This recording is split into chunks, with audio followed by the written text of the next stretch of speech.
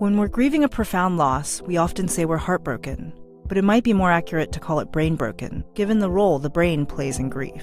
As your brain adjusts to the loss of someone you love, you might feel numb, depressed, or foggy. But moving through the stages of grief is natural and healthy. It helps you process your loss and begin to move forward over time.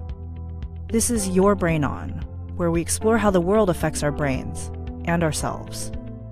The experience of grief is twofold: the immediate acute pain of the loss and the months afterward as you mourn. The loss of someone meaningful functions as a stressor, triggering the pituitary gland at the base of the brain to produce adrenocorticotrophin, or ACTH. ACTH sends a signal to the adrenal gland to release cortisone, a stress hormone.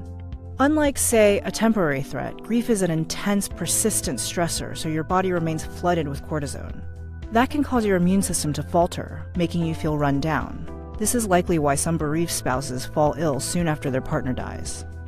Even if the death of your loved one was expected, the actual event can still feel like a shock to the system. In the short term, a traumatized brain is bottom-heavy, meaning primitive areas, including the fear center, are overactive, adding to feelings of stress and despair.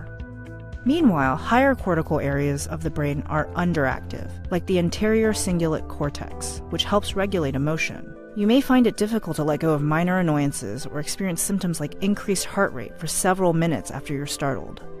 However, over time, the initial shock of the loss typically gives way to a deep sadness or depression as you continue to mourn. Depression can cause widespread changes across several parts of the brain, including the amygdala, which regulates sleep behavior and mood, and the hippocampus, which processes memory and regulates stress hormones. These changes disrupt core functions of our bodies and minds. As you grieve, you may find yourself sleeping too little or too much, forgetting things, or trapped in a brain fog. These feelings are difficult, but the acute pain doesn't last forever. Eventually, the sadness begins to lift at least a little bit, and then you may move on to feelings of anger or guilt before slowly moving toward acceptance of the loss. Experts agree the bereaved follow their own individual timelines, but in general, this three-stage process usually takes about a year. There are steps you can take to feel better as you go through the grieving process. Talk therapy can be a major help. This might be group bereavement meetings or cognitive behavioral therapy, which can redirect negative thoughts. Aerobic exercise can improve mood, memory, and thought processing.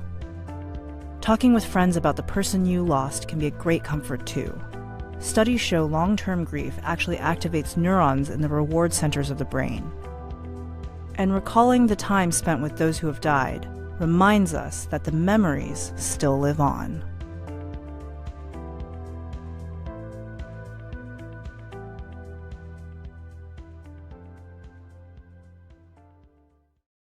Hey, NBC News viewers, thanks for checking out our YouTube channel. Subscribe by clicking on that button down here and click on any of the videos over here to watch the latest interviews, show highlights, and digital exclusives.